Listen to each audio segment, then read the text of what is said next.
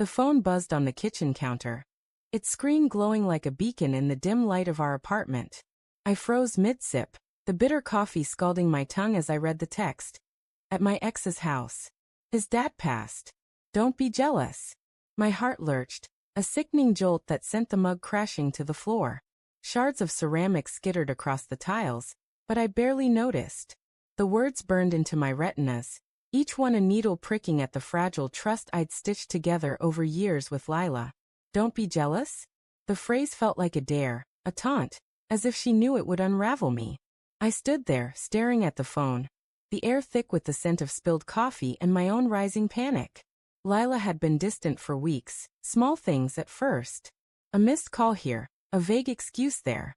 Her perfume lingering on a scarf I didn't recognize. I'd brushed it off, told myself it was nothing. Work stress, I reasoned. Or maybe her grief over her mom's illness was pulling her inward. But this text, so casual, so brazen, sliced through my rationalizations like a knife through silk. Why was she there? Why now? And why the hell would she think I'd be jealous unless there was something to hide? The apartment was suffocatingly quiet, the hum of the fridge amplifying the chaos in my head. I paced, my socks catching on the rough edges of the hardwood floor, my mind replaying every moment of the past month. The late-night errands. Her phone, always face down. The way her laugh had started to sound forced, like she was performing for me. I wanted to call her, to demand answers, but my fingers hovered over the screen, trembling. What if she lied? What if she didn't? I wasn't sure which scared me more. Instead, I grabbed my keys and jacket, the leather creaking as I shrugged it on. The drive to her ex's house was a blur of red lights and half-formed thoughts. The city streaked by, neon signs bleeding into the rain-slicked streets, the wipers screeching against the windshield. My pulse thumped in my ears, a relentless drumbeat. I didn't know what I'd do when I got there, but I couldn't stay in that apartment, drowning in questions. Her ex, Marcus, lived in a rundown duplex on the edge of town, the kind of place where the porch sagged and the windows were always smudged. I'd been there once, years ago, when Lila needed to pick up some old books she'd left behind. Marcus had been civil but cold, his eyes lingering on her a beat too long.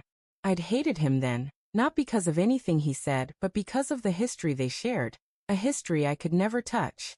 Now, as I pulled up across the street, the house looked darker than I remembered, the front door cracked open like an invitation to ruin. I sat in the car, gripping the steering wheel, my knuckles white. The rain tapped a staccato rhythm on the roof, and I tried to piece together what I knew. Marcus's dad had died. Lila had mentioned it in passing last week, her voice flat, like she was reciting a fact from a textbook. But why go to him now? Why alone? My mind churned with images I didn't want to see.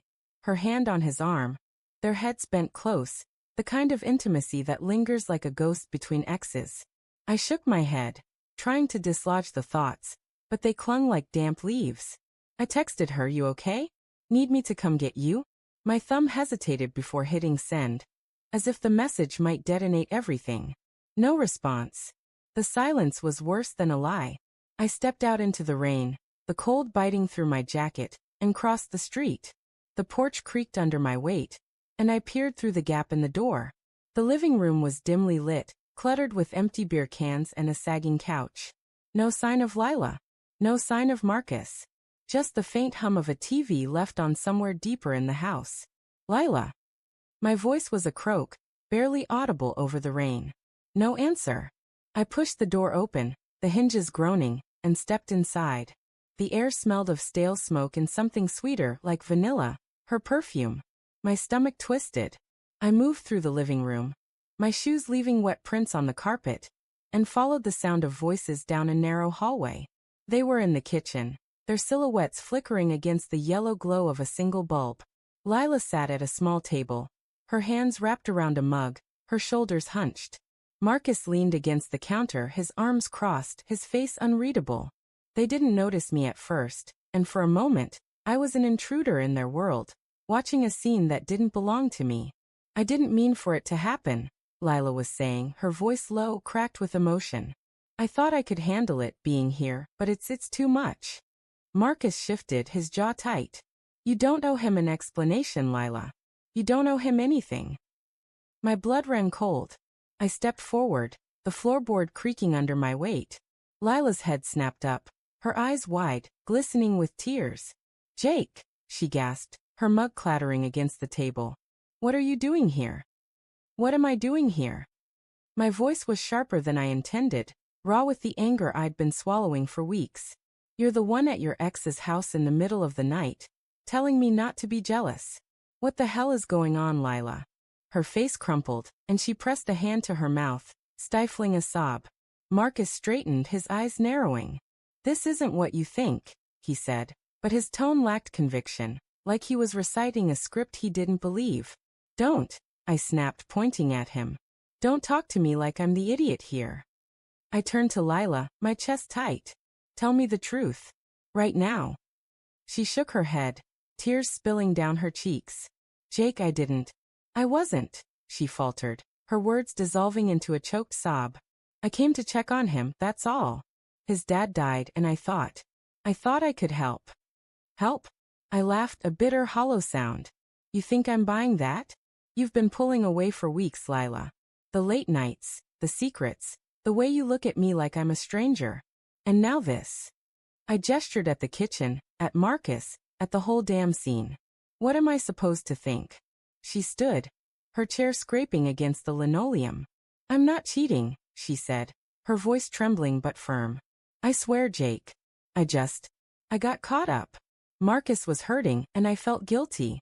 We talked, and it brought back memories, but I didn't. Memories.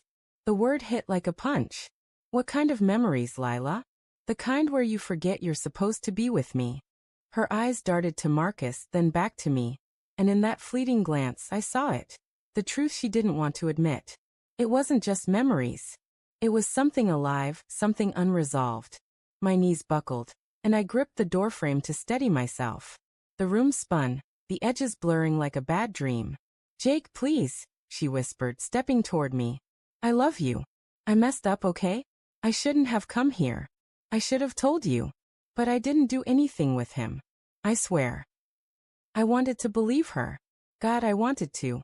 But the doubt was a poison, seeping into every crack of our life together.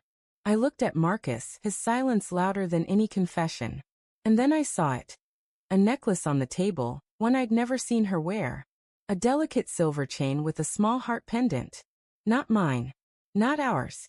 You kept his necklace," I said, my voice barely a whisper. "After all this time." Lila's face went pale. "Jake, it's not." "Don't." I cut her off, my voice breaking. "Don't lie to me anymore." I turned and walked out, the rain swallowing me whole. Her sobs followed me, but I didn't look back. The truth was a blade, and it had already cut too deep.